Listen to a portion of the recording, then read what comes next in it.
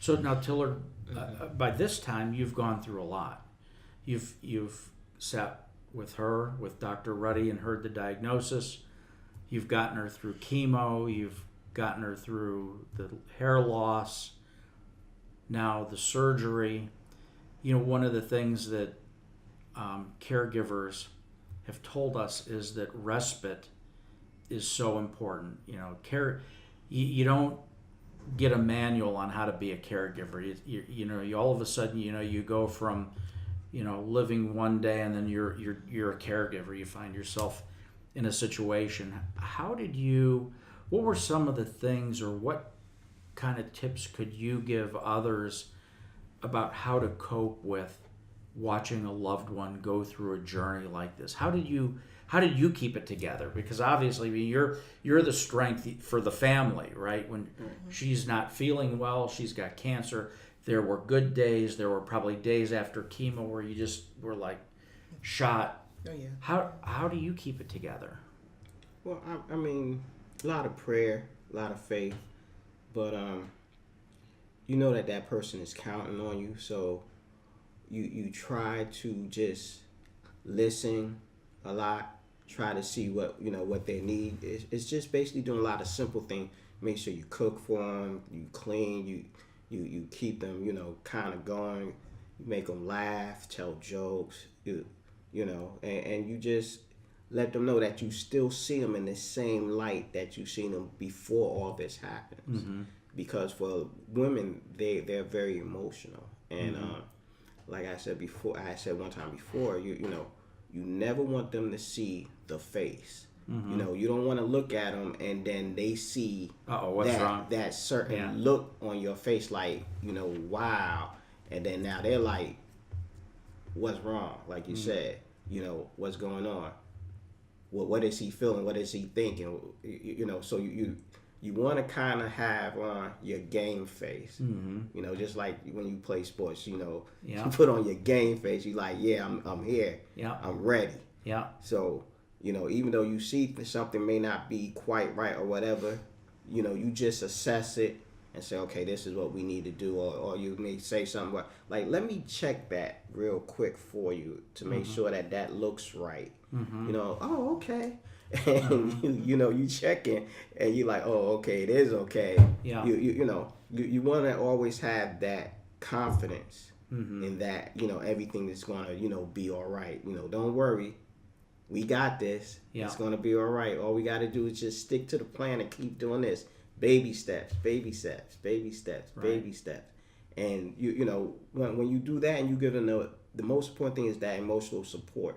Once you get through with the emotional support, and it's going to be a lot of some emotional support, but then the other thing as a caregiver, you need an outlet, right? So you need couple good friends or a good hobby that you can do. You need some time, just like she's going to need some time to go through what she's going through. You're going to need some time to go through what you need to. So most guys or women, they have that, whichever way it goes, they have that one best friend that they can talk to, or sit down and say, well, this is what's happening. What do you think about this? What do the doctor said this, and I was thinking that.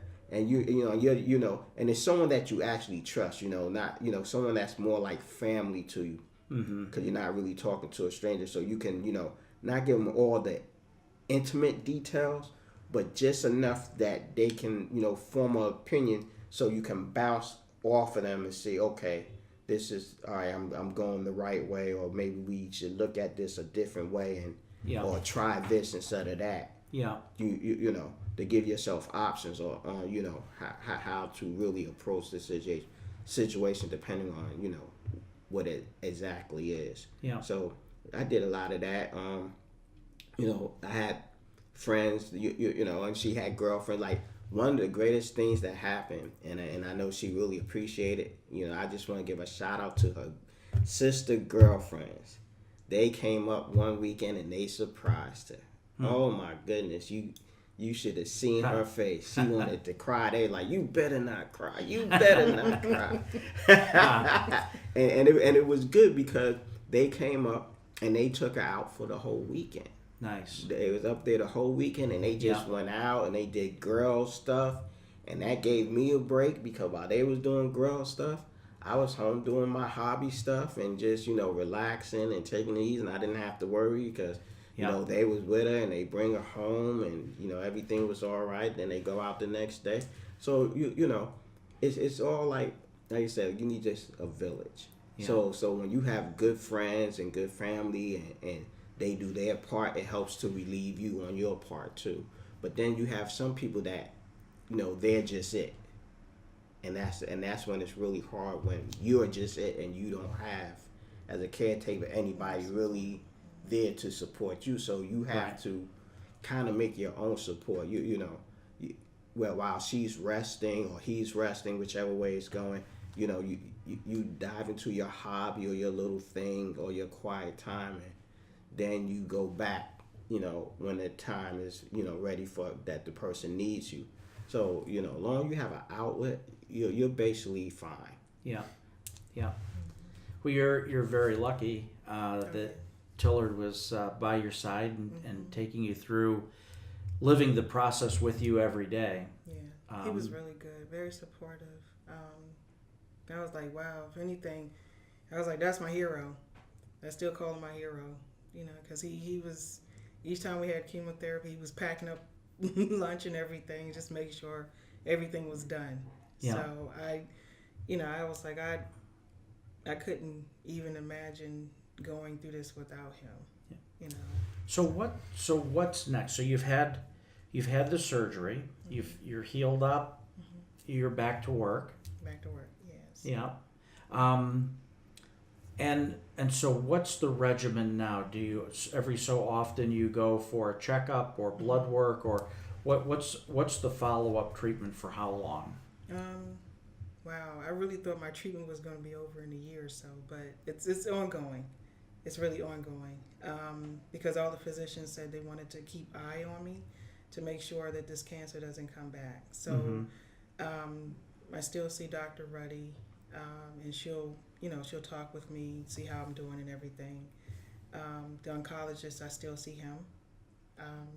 He'll do blood work to make sure, I'm doing okay, especially with the medication I'm taking now. So what is it you are taking now? I'm taking tamoxifen. Okay, yeah. I'm taking that every day. Take that as a 5-year course. So, which can be a little bit of a challenge itself because that has side effects too. Yeah. Right now I'm dealing with joint stiffness. Joint stiffness. I think that's the most common thing for me. There was a forum that I got connected with that talks about the tamoxifen and how it affects everybody differently, and everybody was mentioning joint pain and how to overcome the joint pain. So with me exercising, staying hydrated was like one of the main things that kind of helps me to get through. Like I can really tell the difference. If I'm not drinking a lot of water, I can tell a big difference. I'm stiff. So, just making sure I take care of myself, even stress levels. I have to do stress way different than I used to do. I used to be a warrior. I mean, a worry all the time. So just basically learning not to worry as much. I will say, growing closer to Christ.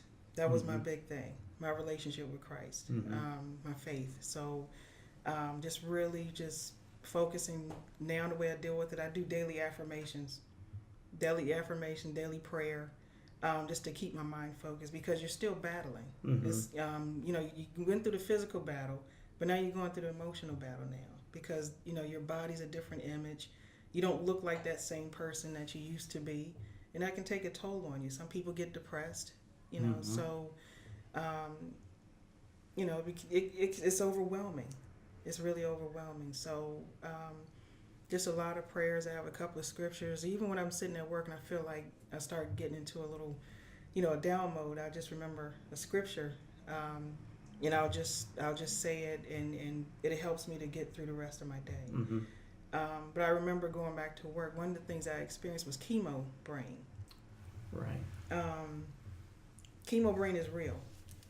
And what happens is that, the chemo, like I said, it affects every part of your body, so you forget things. You have thought blocking. You can't remember some, a lot of things. There'll be times when I was home and, I'm trying to cook and all of a sudden I'm doing something else and Till look at me like, you left the fire on. Mm-hmm. And I'm like, I thought I turned it off. He's Mm-hmm. like, no. So I had to adjust myself to that. So one of the ways that I had to kind of help myself to get through, and even now I still go through it from time to time.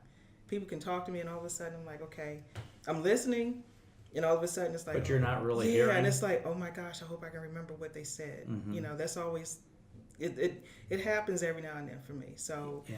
what I do now is try to write things down. Crossword puzzles. My dad sent like a whole thing of crossword Mm-hmm. puzzles, and just to keep your brain going, Mm-hmm. to strengthen that muscle, which was very helpful. Even when I got to work, because I couldn't even remember my job, and that was really, I almost panicked. But my supervisor was very supportive, and she Mhm. said, "Just hold up, just wait. Take a deep breath." She said, "Just write everything down." Mm-hmm. So that helped out a lot. I just had to go through steps, step through steps, and everybody's just really patient, because it's a big challenge. So once I got into work, I got back into things, and then I'm still going to see my doctors. They really never told me when they don't need to see me anymore. They said, okay, well, now that you've gone through your treatment, we don't have to see you as much. However, Mm-hmm. we are going to see you every year or every 6 months or so. Like, we are going to see you, still, because, this is what you had was pretty serious. Mm-hmm. So we want to make sure that you don't get this again. Yeah. So when I met with, when I returned to work in October of 2016, I met with Dr. Ruddy, and she went through the other part of treatment. She had mentioned radiation.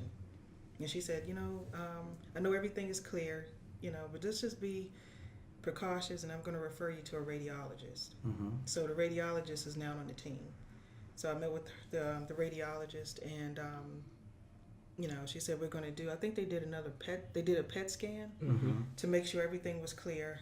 And she said, because of your history, we just want to make sure Yeah. that you don't have anything, that we kill all, make sure all the cells and everything not there is killed. So we did the 33 rounds of radiation treatment. Mm-hmm. So I was still working during that, but I was taking half days. Mm-hmm. And that was also another challenge. So it's like you get through chemo, you get through the surgery. Now you have another hurdle of getting through radiation, Yeah. because that can drain you, that zaps you too. And I remember being extremely tired going to work. Mm-hmm. But That was one of the side effects. that was extreme fatigue. Mm-hmm. I thought chemo was one. That's the common one. It's extreme fatigue. But I didn't think radiation would hit you like that, and Mhm. it does hit you. So I remember being very tired, just getting up, but one thing I told myself is like, I'm going to still push through this regardless. Yeah. And I said, okay, I'm going to take half days, and I'm going to still do radiation treatment. And there were times when I was going through radiation that I even experienced the skin burns. Right. Yeah. So that was another situation where you're going through body image disturbance. Mm-hmm. What did you do for that? The doctor gave me Silvadene, which was really good. That worked, and it wasn't. And I meant to look up the other name for the cream that I was using. We went on Amazon and found another cream also similar to the Silvadene, and she was applying that to help clear up the skin. Hmm. It was like a Eucerin-based cream, but I can't remember the name of it. But it was really good, because even I was telling other clients that were going through it. One lady, she was really going through it herself. You can tell her skin was changing and everything. So I Right. told her about it as well. I wish I really remember the name of it. But so the Silverdene was good, along with the other cream that I was using. And there were times I really wished there were times I went into radiation treatment and just looked at the doctor like, do we have to keep going? Because it was just getting that severe. Yeah. So, but she was like, you're almost there, In the back of my head, I said, okay, now I understand when they say warriors, Right. because you're fighting, Yeah. fighting with every inch of you, all that energy that you got, you're fighting to get through what you need to get through. That's So, right. Yeah. That's right. Yeah. And so Tillard, in the radiation, did you play more of a role in that? Did you find for you and for the caregiver's role, between the chemo, the surgery, the radiation, was one tougher than another? The radiation. Radiation. Between the radiation and the surgery, and here's why. The chemo wasn't too bad. You went, she got the chemo done, and she had the little patch and everything, and you're there. It's not much you have to really do, the cooking and stuff besides that. The radiation, you're actually really seeing, as a caregiver, like she said, the burns of the skin, and how it's like almost cooking the person. And you're looking and you're like, wow. Painful. Yeah. You're thinking you can't even imagine how painful and uncomfortable it has to be for, your spouse to actually be going through that. And then you have to also be emotionally supportive, because like she said, the body imaging, and then you're the one that's helping to apply the creams and stuff. And you have to be very careful, because it's very tender to the touch, and you don't want to hurt them, because you're trying to put the cream on ever so gently, and the side is jump or anything, you're like, okay, you may not even really be rubbing that hard, but to their skin it's irritating it. So you have to be very careful and put it, and then you're helping with the bandaging and that. So that can be very despairing, actually seeing that, I think, more than the chemo. To me, that was more of for a caretaker to see. That's more disparaging. The surgery, the thing with the surgery was emotionally for you as an individual, because of course you want your spouse, you want your wife, but you really want all of your wife. You don't want to leave any part behind, but you also understand that, listen, we don't need that part if it means for you to live. So that's right. So you go through an emotional state, because now you have to adjust to, like she said, her new body form. And it's not that it's anything bad or anything, but it's different. It's right. It's just different. It's just different. That's all. So and that's where you have to remember how much you actually really love this person, and how much this person actually means to you. And you have to see them, even though they may look a little different. You have to see them as they are, but also how they used to be. That's right. You have to. There can't be a disconnect. You have to somehow. It's like having two different people, but you're connecting them and making them one whole person, so that you can, be able to deal with them, because some people they just can't handle it. And that's one reason why I wanted to make sure that I was actually there for her, because at one point she had to stop reading what was on social media. 100%. She had to stop, because the horror stories of the fiancés leaving, the husbands leaving, and it's true, they do that, but that's the last thing she needs to keep reading. That's right. And she's going through it. Yeah. So to try to the daily affirmations get a little tough when you're going on social media and Right. reading Yeah, that. Right? it does. Right, It does. right. That's where that came in. That's why I was like, okay, I'm gonna have to replace this with something else. That's That's right. not working. Right. Yeah. So we replaced it with date night. There you go. Date It's night. a win-win, right? Date day. Yeah. Date anytime. anytime. That's right. That's right. Yep. That's So right. anytime I had time off, It's- hey, yeah, we're it's going daytime. out. That's right. And what I post on Facebook, date day with the wife. That's right. I was posting it so much, my friends were like, hey, do you even go to work, Yeah, guy? yeah, Listen, we want your life because you're never at work. yeah. You're always out on a date. How are you doing this? Where are you working at? You're not working. Then they start calling me Tommy from like Martin. You ain't got a job. You must not have. They poking fun at me. But, you do things like that, like you said, for the affirmation for your spouse so that they know that, they are beautiful and that you still see them in the same light and that, no matter what, you're there for the long haul. Yeah. And that helps to relieve a lot of the disparity and the depression and the thing, because they're not looking at your words, they're actually looking at your actions, and you're showing the actions toward them, and that helps a lot as a caretaker to do that, because now that's one less thing that they have to be worried about. Yeah. That's right.